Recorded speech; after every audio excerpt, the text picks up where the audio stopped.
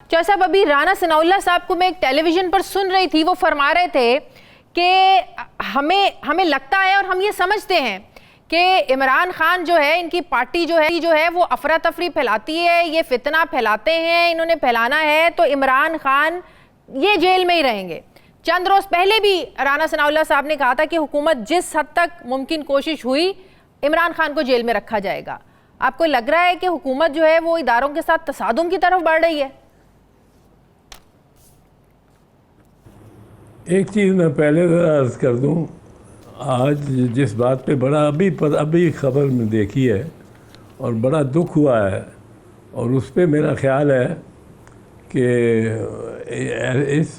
इस ख़ास मामले पर तो पाकिस्तान पीपल्स पार्टी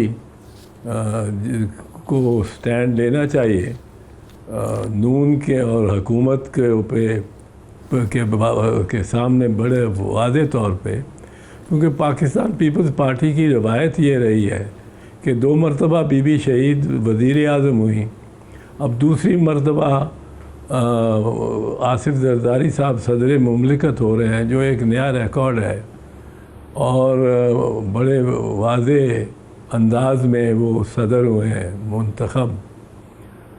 और इन चारों अहदों में चौथा अहद तो शुरू हो रहा है। इससे पहले एक पीपल्स पार्टी का अहद शहीद जुल्फ़िकार अली भुट्टो के सरबराही में भी रहा है। अब बीबी शहीद की दोनों हुकूमतें और आसिफ जरदारी साहब के पूरे 5 साल पहली हुकूमत के, पहली सदारत के, पीपल्स पार्टी का ये फ़ख्र है कि हमने कोई सियासी कैदी नहीं रखा, कोई से आसिफ साहब 5 साल सदर रहे, वो आउट ऑफ द वे जाके अपोजिशन को सपोर्ट करते रहे। उन्होंने ये कह दिया शुरू में ही कि हम 4 साल सियासत नहीं करेंगे, आपको हुकूमत को बिल्कुल करने देंगे, आप आराम से हुकूमत करें, हम सियासत 5वें साल में करेंगे जब इलेक्शन का दौरा होना शुरू होगा। तो ऐसी हमें तो अब हमारी हुकूमत भी में शिरकत भी हो, और सनम जावेद के साथ जो आज हुआ है, एक खातून है, वो किसी भी जमात से हो, उसको जब अदालत रिहा करती है उसको गिरफ़्तार कर लेते हैं। अब ये एक नई रीत डाल दी है नून लीग की हुकूमत ने। सही। ये मैं पीपल्स पार्टी से तो इसको जोड़ ही नहीं सकता, क्योंकि पीपल्स पार्टी में सनम जावेद मतलब दूसरे दिन आज़ाद हो गई होती। Women Empowerment Act Peoples Party ने पास किया, जिसके तहत सहूलत दी ख़वातीन को ज़मानत की। अब ये गवर्नमेंट जो है, ये नवाज़ शरीफ की और शहबाज शरीफ की और बीबी मरियम की, ये एक ख़ातून को मतलब है आज़ाद देख ही नहीं सकते। और आज जिस तरह उसको नोच के और लोगों से, माँ बाप से और उसमें पुलिस की गाड़ी में बिठाया जा रहा था, मैं उस पर आफरीन कहता हूँ उस खातून पे, सनम जावेद पे, कि वो मुस्कुराती गई। बिल्कुल। अब ये इस किस्म का ये तो सारी फैमिली जो वहाँ इकट्ठी हुई थी उनके सामने उठा के लेके गए। मियाँ साहब कहते रहते हैं कि, और मरियम बीबी भी, कि मियाँ साहब के सामने मुझे गिरफ़्तार किया। यहाँ तो सारे माँ बाप बहनें भाई जो भी उसके कज़न वज़न सब थे, फ्रेंड, उनके सामने उसको उठा के ले गए। तो ये पहले तो मैं इसकी बड़ी मज़म्मत करता हूँ, और मेरा ख़्याल है कि पाकिस्तान पीपल्स पार्टी, मैं उनकी तर्जमानी नहीं कर सकता, पर मेरी उम्मीद है कि पाकिस्तान पीपल्स पार्टी इसमें अपना रोल प्ले करे, मतलब है रोल प्ले करेगी और इस पे हतमी पोजीशन लेगी। इस पे तो बड़ी इस किस्म का ख़वातीन के साथ हमारी हुकूमत में तो, जो बेनज़ीर शहीद की पार्टी है उसकी हुकूमत में तो ऐसे नहीं होना चाहिए। बिल्कुल सही। और उम्मीद है कि आप ये मशवरा भी देंगे, ज़्यादा पीपल्स पार्टी में आपके दोस्त भी हैं, सब हैं, आप मशवरा भी देंगे। दूसरा, क्या हुकूमत आपको लगता है तसादुम की तरफ बढ़ रही है?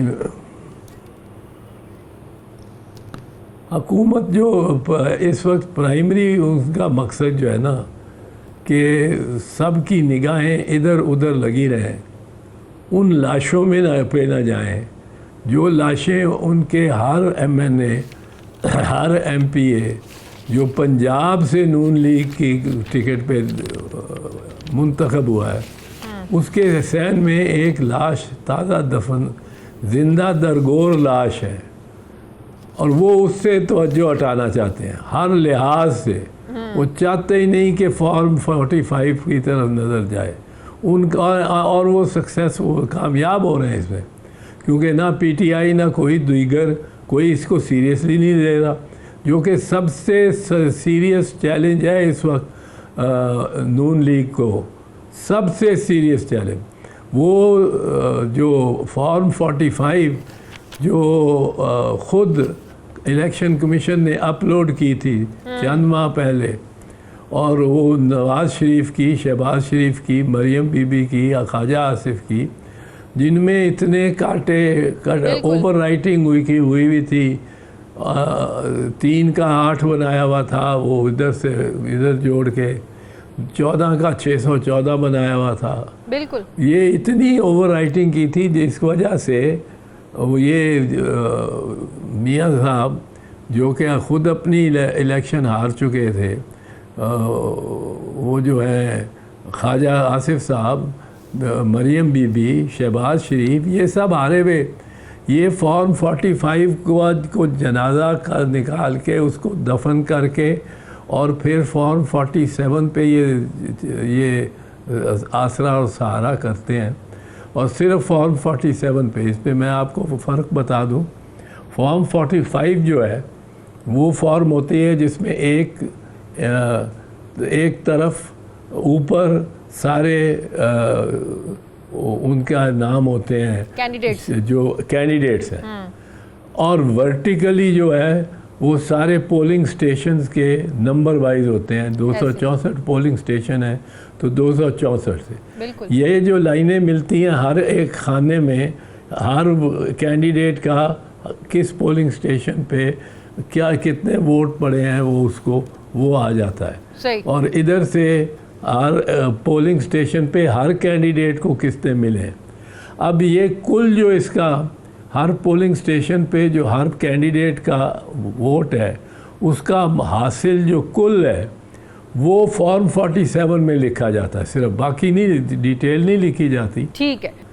और वर्टिकली जो है वो सारे पोलिंग स्टेशंस के नंबर वाइज होते हैं। 264 पोलिंग स्टेशन है तो 264 से ये जो लाइनें मिलती हैं हर एक खाने में, हर कैंडिडेट का किस पोलिंग स्टेशन पे क्या कितने वोट पड़े हैं वो आ जाता है। सही। और इधर से हर पोलिंग स्टेशन पे हर कैंडिडेट को कितने मिले हैं।